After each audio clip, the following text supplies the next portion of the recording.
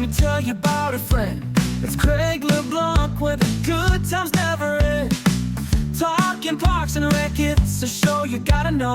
Welcome one and all to the Daily Parks and Rec Show. It's the Daily Parks and Rec Show. You know, how do you ignite the next generation, or how do you make somebody, you know, the young generation look at Parks and Recreation? Parks and Recreation is, service over self. And when I'm talking to the young ones, I'm talking about how the different things they do, we're memory makers. You look back and you go, you know what, I made the right choice. So I want to make sure that we encourage them to, you know, it's okay if you fail, but if you fail forward, you'll be that much better. Welcome back to the Daily Parks and Rec Show at the NRPA Conference 2025. In today's episode, we sit down with a true innovator in our field, Johnathan Skinner, Community Services Director for Lake Elsinore, California. From creating viral short-form videos that turn events like fishing derbies into can't-miss experiences, to building community through signature events like the Mariachi Fest and Winterfest, Johnathan shares how social media and storytelling are transforming the way Parks and Rec connects with people. He reminds us that Parks and Recreation isn't just about programs. It's about being an essential service. It's about safety, health, culture, and the kind of memories that shape generations. Johnathan's passion for mentorship, his stories of impact, and his vision for igniting the next generation of leaders will leave you inspired. Let's dive in. All right, we are live again. This is Craig LeBlanc, the Daily Parks and Rec Show. We have another legend from California, talking about Johnathan Skinner, the man here who is such a talented short film creator. I love your stuff. I share it all the time. Well, thank you. Yes, I did actually this session yesterday teaching people how to do a reel.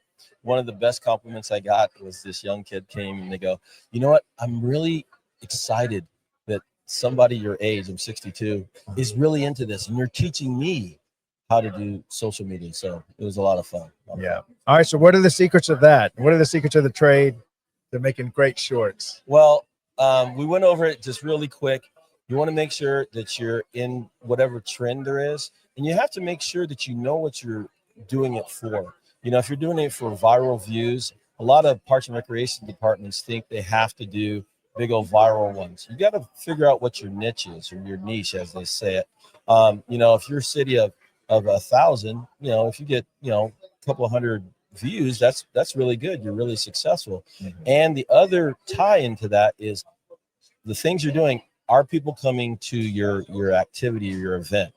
If they're going to that, if you're getting a couple hundred, then you're doing a good job. Yeah. And I love how that, like you said, virility is really important. You want to create something that's punchy, it's comical. I love how yours, involve humor and stuff. And then the one I saw that I liked the best was where you had the flat tire, or how to air the tire. Which one was that one? Yeah, so it was for a fishing derby that we were doing for kids. And my wife and I, we collect different kind of things. We give them away to the parents because we want to thank them for coming. And so it was one of those. It was a viral video that I saw, and I said, yeah. So people ask me, Felicia, how do you change the tire? He says, well, I don't know how to change the tire. My name's not Felicia. My name is Johnathan from the Community Services, and we have a fishing derby. And it's a good way to get people interested, because wait, his name's not Felicia, he's a guy. So then they end up watching to the end, and the hook was at the end we put the flyer to show them how to register. Basically, what we talk about, the 5 W's: the who, what, when, where, why. If you give them that information, it helps you have a successful program. Yeah. And we really have such a powerful tool in social media, and how we're all interconnected. We're now all on our phones. We have social media feeds that we're regularly checking, and Parks and Rec can really now start to use this to get the word out, so that we're not the best kept secret in your community. And so how have you leveraged this to kind of get the word out about the programs that y'all have? Well, interesting enough, we were talking yesterday, and I gave him an example. This weekend, we have our 5th annual Mariachi Fest. And the person who's in charge of that is Giovanni Huerta. He's our special events manager. And so what he's done over the last several weeks is use a teaser to have people like, share, and follow And if they do that, they have a chance to win a 4-pack to these to Mariachi Fest, which sells out every year. So people are liking and sharing. That number of likes and new people we have, goes up. It goes up, incrementally. I'll give you a shout out here too, Craig. When we first met a while ago and we talked about it, and I started seeing the stuff that you're doing and your whole network, it's an opportunity for recreators of all, whether it's parks, recreation, community service, any of that. It gives them a platform to look at. And the great thing between like you and Reckless and several other ones is you bring in professionals. So it's like, wait, that's me. And rather than, having a talking head. So those kind really, start growing and start sharing, and it goes really big. You're over 1,000 now, right? Yeah, I think we're getting ready to break 1,600 on LinkedIn after only a few months in operation. But I did want to give a shout out to Reckless. I talked to a couple of those guys. We still haven't connected to get them on the show. It's a great podcast. If you haven't tuned into it yet, you can also find them on LinkedIn and other platforms. But you were a guest on their show during this convention, correct? Yeah. Well, they had a meet and greet over at Top Golf. If you know, I'm a big Top Golf fan. There we go. And so I've been on their show before. I'm a really big supporter of any organization, any group that can actually promote our career that we do. One of the questions you asked just really briefly is, how do you ignite the next generation, or how do you make somebody, the young generation look at Parks and Recreation? And it goes back to being an essential service. If you're Parks and Recreation is, service over self. And when I'm talking to the young ones, I'm talking about how the different things they do, we're memory makers. So we're the ones that they're the first time they've taken a gymnastics class or fish or gone to a park. We're always there, and they have an opportunity to do that. And when they do that, you get into my career where I've been in the biz since I was 7 years old. You look back and you go, you know what? I made the right choice. So I want to make sure that we encourage them to, it's okay if you fail, but if you fail forward, it'll be that much better. Yeah. And unfortunately, this industry finds itself in this category that we are going to destroy. We want to get Parks and Rec out of this discovery major. We want people to pursuing it. Even when they're a child, they're looking at, one day I can be involved in Parks and Recreation, and not something that we find out later in life. So we did create a promotion for the industry. It's on our YouTube channel. It's free to use. I'm giving permission for everybody. You don't have to ask me for permission to use it. If you have a group of undecided kids or part-time workers, please play this, and maybe it can just plant a seed and start that conversation. Well, just with that, Craig, when you sent it to me and says, "Hey, Johnathan, what do you think about this?" I was so excited. I sent it to each one of my staff people. Wow. They could not stop thanking you for doing that, because it gave them that feeling that what they do is very important. Yeah. I had a mentor, good friend of mine, Chris Doste. We call it the Doste rule of 3 to 5. 3 to 5% of the people don't like what you do. If they get $1 million, they want $1,000,001. And we focus too much on that. We don't focus on that 95 to 98% of people that are entirely happy. They might not say they're happy, but you know what? They sign up for the classes. They go to all your events. But we need to focus on those more rather than the negative. And so what you did in that and those promos just reinforced that. Yeah. So I want to thank you for that. Oh, well, we'll go ahead and play one and maybe get some more feedback from it. Let's go ahead and go with the why Parks and Rec is an essential service. We definitely want to get us completely out of this category of non-essential service. And unfortunately, we did struggle with that in COVID as things started to get chopped left and right and hacked. Parks and Rec was usually the first on the chopping block. And so we made this promo specifically for you to play to people who aren't in the industry but are making those decisions, like elected officials and council members, so that you can have a more meaningful conversation. So we'll play this and come right back with Johnathan. When we talk about essential services, what comes to mind? Police, firefighters, healthcare. But there's another essential service, often overlooked, yet always present: parks and recreation. Parks and Rec is health. It's the walking trail that lowers blood pressure, the recreation center where seniors fight isolation, the swim lessons that prevent tragedy before it happens. This isn't a luxury, it's a lifeline. Parks and Rec is safety. A playground instead of a street corner, a basketball court instead of trouble, a summer camp where every child belongs.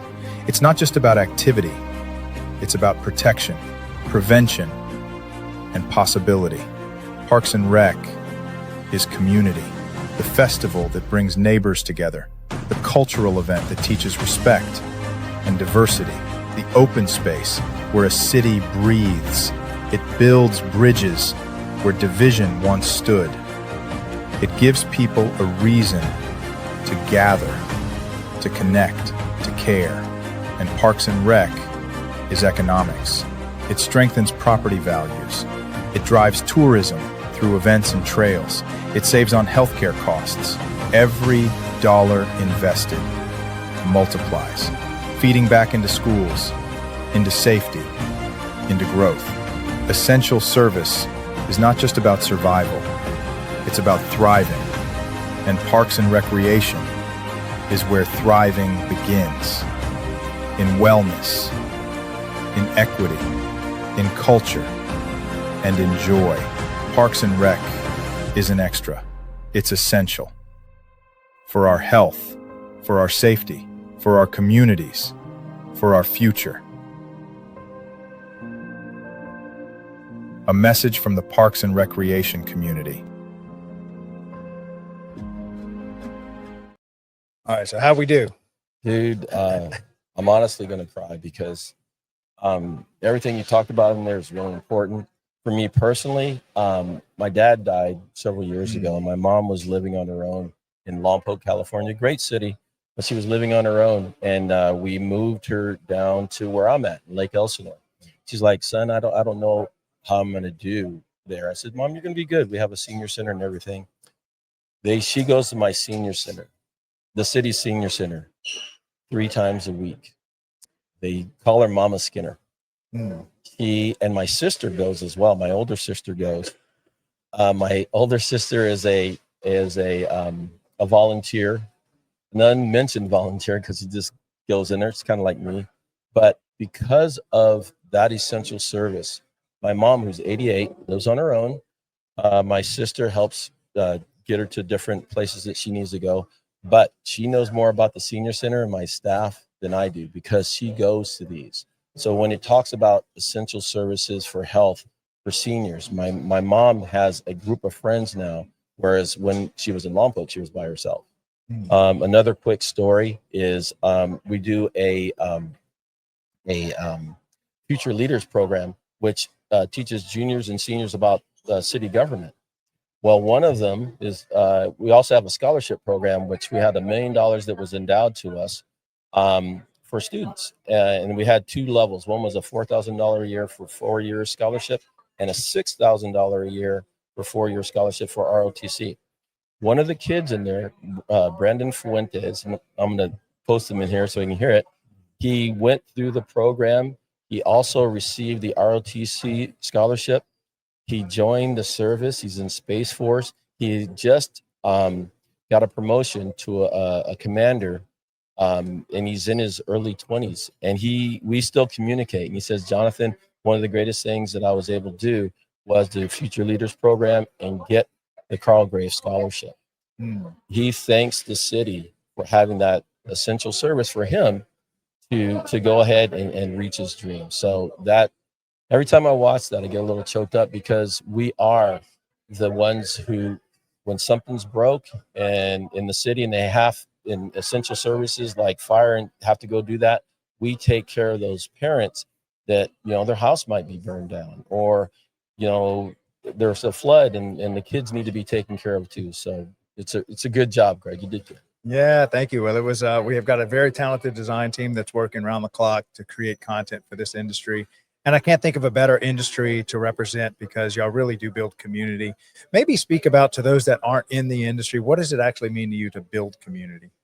Well, as far as those who aren't in it, I think I think they need to take a look at it from a global standpoint. Mhm. You know, people think Parks and Recreation, all they do is hand out balls and chalk fields. Cut the grass, Cut and the grass. that's about it. Exactly. But when you actually get them involved with it, they really see the importance it is for a community that is looking for basically community. One of the things that we do is Bo Davis, who is our assistant director.